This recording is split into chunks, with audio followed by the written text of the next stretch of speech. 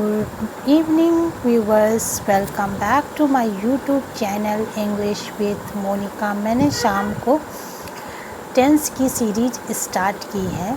तो मैंने कल आपको टेंस के बारे में बताया था कि टेंस जो होते हैं वो टाइम को बताते हैं और कार्य को बताते हैं, यानी कौन सा कार्य किस टाइम पर परफॉर्म हो रहा है इसके बारे में बताते हैं। और इसके साथ ही मैंने बताया था कि टेंस 3 प्रकार के होते हैं, प्रेजेंट, पास्ट और फ्यूचर।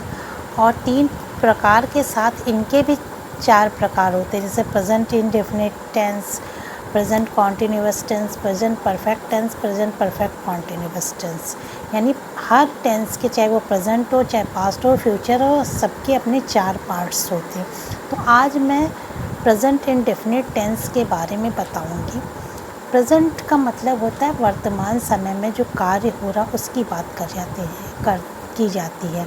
इंडेफिनिट का अर्थ होता है कि निश्चित नहीं है, कार्य तो हो रहा है वर्तमान समय में, पर वो कितना हुआ है या कितना बाकी है इसके बारे में कोई निश्चित रूप से नहीं पता चलता है। इसकी पहचान ये होती है कि वाक्य के अंत में हिंदी में ता है, ती है, ते है इत्यादि शब्द लगते हैं। इस टेंस का यूज़ हम तब करते हैं जबकि हम रोज़ के काम का वर्णन कर रहे हो। जैसे मैं रोज़ स्कूल जाता हूँ, मैं रोज़ इस समय पे खाना खाता हूँ, रोज़ की कार्य को जब हम बताते हैं तब इस टेंस का प्रयोग करते हैं। जब हम अपनी आदतों को प्रकट करते हैं, आदतों के बारे में बताते हैं, तब हम प्रेजेंट इंडेफिनिट टेंस में ही बात करते हैं। तो आपको इंग्लिश में ये कंफर्म हो गया होगा कि अगर हम जनरल रोज़ दिनचर्या के बारे में अगर हम बात करते हैं तो हम इस टेंस का यूज़ करते हैं। इसकी मेन पहचान ये। वीडियो थोड़ी लंबी ज़रूर होगी, लेकिन आपको हिंदी से इंग्लिश ट्रांसलेशन और इंग्लिश टू हिंदी ट्रांसलेशन इसकी मदद से आसानी होगी, क्योंकि हम जो रोज़ कार्य करते हैं, हमारी जो आदतें होती हैं, उनके बारे में अगर हम बात करते हैं तो चाहे हम हिंदी में बात करें तब भी, और चाहे हम इंग्लिश में बात करें तब भी, या हिंदी का ट्रांसलेशन इंग्लिश में करें या इंग्लिश का ट्रांसलेशन हिंदी में करें, तो हमारे लिए आसानी होगी कि ये कार्य जो हो रहा है वो प्रेजेंट इंडेफिनिट टेंस में हो रहा है। ये इसमें प्रेजेंट इंडेफिनिट टेंस की बात चल रही। प्रोवर्ब्स जो हम बोलते हैं वो भी प्रेजेंट इंडेफिनिट टेंस में बोलते हैं। तो इससे एक बात तो हमने सीखी है कि वाक्य के अंत में ता है, ती है आदि शब्द आते। रोज़ की दिनचर्या के बारे में हम इसी टेंस में बात करते, अपनी आदतों को प्रकट करने के लिए, अपनी आदतों को बताने के लिए इस टेंस का यूज़ करते हैं। अब आ जाते हैं अफर्मेटिव सेंटेंस। अफर्मेटिव सेंटेंस वह सेंटेंस होता है जिसमें कोई चीज़ स्वीकार करी जाती है, यानी सकारात्मक टेंस जो होता है, इसमें जो है वो आई, वी, यू, दे के साथ वर्ब की फर्स्ट फॉर्म आती है।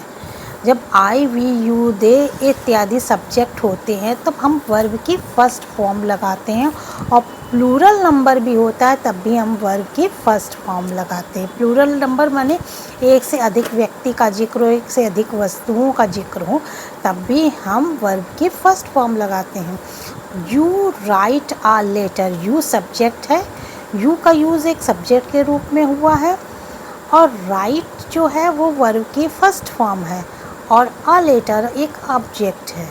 तो सब्जेक्ट जब आई हो, वी हो, यू हो, दे हो, तो हम वर्ब की फर्स्ट फॉर्म लगाएंगे और इसमें कुछ नहीं सोचेंगे। यू राइट अ लेटर, तुम एक पत्र लिखते हो। अब इसीलिए मैंने सेंटेंस को चेंज नहीं किया है, केवल उसके सब्जेक्ट को चेंज कर लिया है ताकि आपको समझने में आसानी हो। आई राइट अ लेटर, इसमें सब्जेक्ट आई हो गया, तभी वर्ब की फर्स्ट फॉर्म, जैसा कि मैंने बताया था आई, वी, यू, दे के साथ वर्ब की फर्स्ट फॉर्म आती है। दे राइट अ लेटर, वो एक पत्र लिखते हैं, तभी सब्जेक्ट है आई, वी, यू, दे, और वर्ब की फर्स्ट फॉर्म है और ऑब्जेक्ट है। ये होता है अफर्मेटिव सेंटेंस में।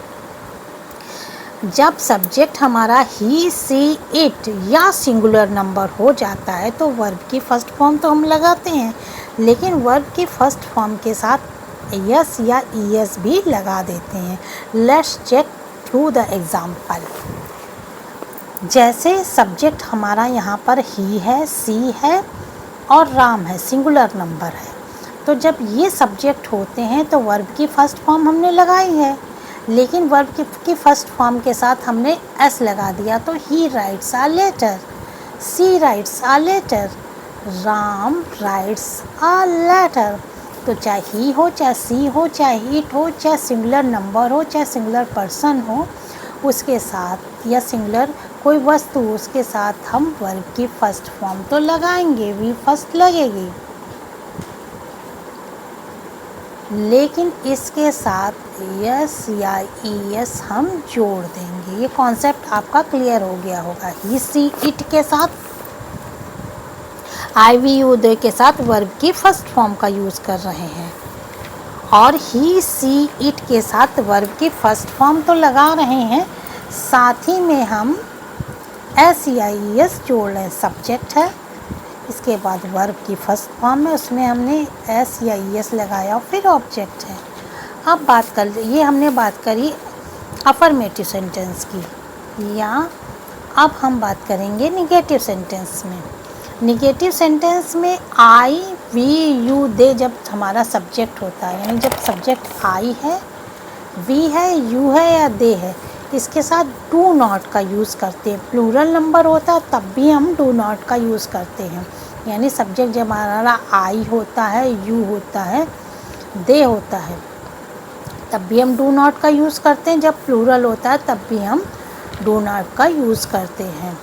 आई do not learn my lesson, मैं अपना पाठ नहीं याद करता हूँ। ता है, ती है, ते है, जब मैंने पहचान बताई थी तो मैंने बताया था इसके अंत में ता है, ती है, ते है आता है।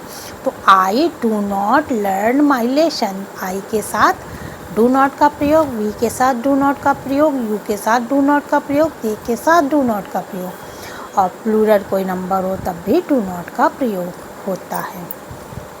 They do not play hockey, way hockey नहीं खेलते हैं, तो दे है, इसलिए हमने डू नॉट का यूज़ किया है।